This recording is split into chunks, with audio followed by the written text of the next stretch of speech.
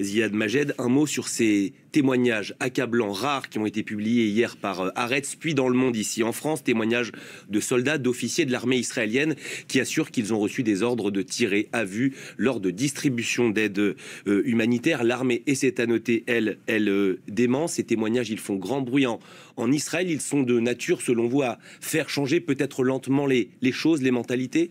Alors, il est vrai aujourd'hui qu'il y a de plus en plus de voix qui s'élèvent en Israël. Ça a été le cas depuis le début parmi les juristes et parmi des gens comme Bartov, comme Goldberg, comme Segal et autres historiens et experts par rapport à l'histoire de l'Holocauste et du génocide, et qui ont parlé de cas d'études de génocide, comme ça a été dit. Il y a des écrivains, vous avez mentionné Haaretz, dans 972 Magazine et autres, qui depuis des mois considèrent que ce qui se passe n'a rien à voir avec les règles de la guerre, avec l'éthique de la guerre, mais c'est plutôt une vengeance dans laquelle les soldats sont même appelés parfois à détruire. On a vu des vidéos où ils célèbrent la destruction d'universités, de maisons, d'exhiber les sous-vêtements des Palestiniennes dans leurs maisons pillées ou incendiées. Et là, il y a cet article qui montre que avec la famine et avec le début d'une distribution faite par une organisation américaine qui n'a rien à voir avec le travail humanitaire, comme le disent 170 organisations humanitaires hier qui ont l'expérience de distribuer de la nourriture, on tire d'une manière quotidienne sur les Palestiniens qui font la queue pour obtenir la farine et pour obtenir ce qui est nécessaire pour la survie de leurs enfants, en faisant une moyenne de 40 morts par jour. Et enfin, certains soldats commencent à dire qu'ils ont été encouragés à le faire. L'anecdote ou la métaphore assez tragique des Hunger Games qui fait référence à cette série, on l'a de loin dépassé dans la réalité des choses, avec un sadisme, et certainement ce sont des crimes de plus en plus documentés, qui sont des crimes contre l'humanité et qui font partie de toute cette entreprise génocidaire que Gaza connaît depuis le 8 octobre 2023. Le quotidien Le Monde, ici en France, parle aujourd'hui de la faillite morale de l'armée israélienne. C'est une expression que vous reprendriez à votre compte? Moi, je pense que, honnêtement, la faillite morale de cette armée a accompagné toute l'histoire de cette armée. J'ai vécu personnellement l'invasion du Liban en 1982 et le siège de Beyrouth. Cette armée avait tué 20 000 civils libanais et palestiniens en 2 mois d'été 1982, avec l'aviation, le bombardement des bateaux et le bombardement de l'artillerie lourde. Donc, c'est une armée qui est tout le temps en guerre. Et quand on est tout le temps en guerre, on est tout le temps dans les violations des droits de la guerre.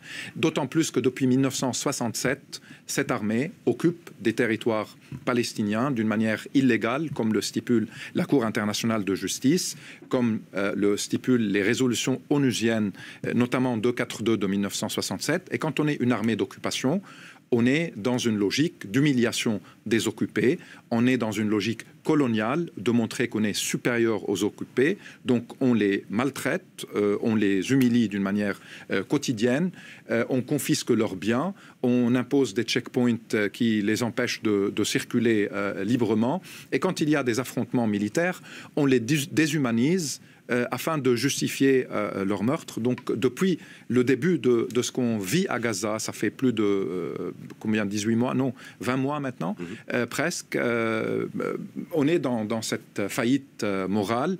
Et encore une fois, ce n'est pas la première fois.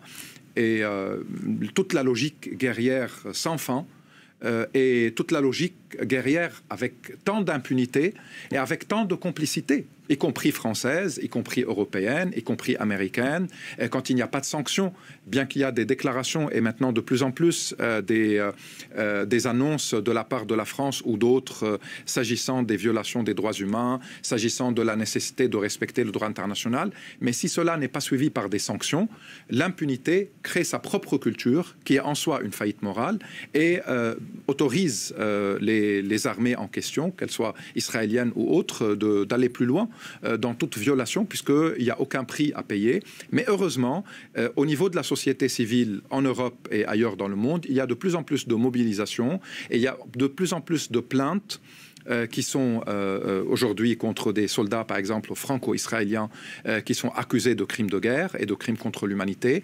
Heureusement qu'il y a l'Afrique du Sud qui a porté plainte au niveau de la Cour internationale de justice s'agissant du génocide. Et je rappelle que le Premier ministre israélien et l'ancien ministre de la Défense israélienne, Netanyahu et Gallant, sont tous les deux sous mandat d'arrêt de la Cour pénale internationale, la plus haute cour, et que les Européens et les Américains qui prétendent être les premiers défenseurs des droits humains et du droit international ne font rien pour que ces mandats d'arrêt soient respectés. Plus encore, ils sont complices dans le non-respect de ces mandats. Et on vient de l'entendre, Netanyahou va se rendre aux États-Unis bientôt et il va probablement, pour une deuxième fois, traverser l'espace aérien européen sans que cet accusé de crime contre l'humanité ne soit arrêté. On en parle moins que Gaza, mais la violence y est quotidienne là-bas. C'est la Cisjordanie, où des colons ont attaqué encore la semaine dernière un village, celui de Massafariata. Sur place, une maison palestinienne a été complètement détruite. Un exemple, comme il y en a tant d'autres, la situation sécurité en Cisjordanie, elle se dégrade de jour en jour. Certainement. Et depuis le 7 octobre 2023, il y a 940 morts palestiniens en Cisjordanie, qui sont souvent attaqués et tués, soit par l'armée, soit par les colons. Il faut rappeler qu'il y a aujourd'hui près de 500 000 colons israéliens en Cisjordanie occupés. Il y a à peu près 200 à 250 000 en Jérusalem-Est occupés, ou entre les deux pour empêcher la continuité territoriale palestinienne. Ces 500 000 colons sont protégés par des dizaines de milliers de soldats de l'armée israélienne qui tiennent 800 checkpoints en Cisjordanie occupée, avec en plus des autoroutes qui sont exclusivement pour les colons. Les Palestiniens n'ont pas le droit de les utiliser, avec un mur de séparation qui parfois sépare le village palestinien de sa terre agricole. Et les colons sont dans une logique de violence quotidienne. Ils attaquent les villageois, ils attaquent les espaces agricoles, ils volent et tuent du bétail, ils prennent des oliviers, ils les arrachent, ils les brûlent, protégés par l'armée israélienne. Et donc là, dans cette région spécifique que vous avez évoquée, c'est là où a été filmé No Other Land, qui a été récompensé, qui a eu beaucoup de prix. Et c'est là-bas où les communautés sont ciblées régulièrement par les colons et par l'armée, parce qu'à la fois, ils veulent confisquer leurs terres, et en plus, il y a un champ de tir pour que l'armée israélienne puisse s'entraîner. Ils déportent la population pour qu'ils aient un champ plus libre pour leur entraînement, aidés par ces colons qui sont souvent maintenant idéologiques et qui sont représentés surtout par le ministre des Finances et des colonies, Smotrich, qui a déclaré le 6 mai qu'il veut que les nombres des colons soient 1 million. Donc il va créer 15 000 unités d'habitation. Et en plus, les colons sont encouragés à rester. Il y a des aides, des allocations.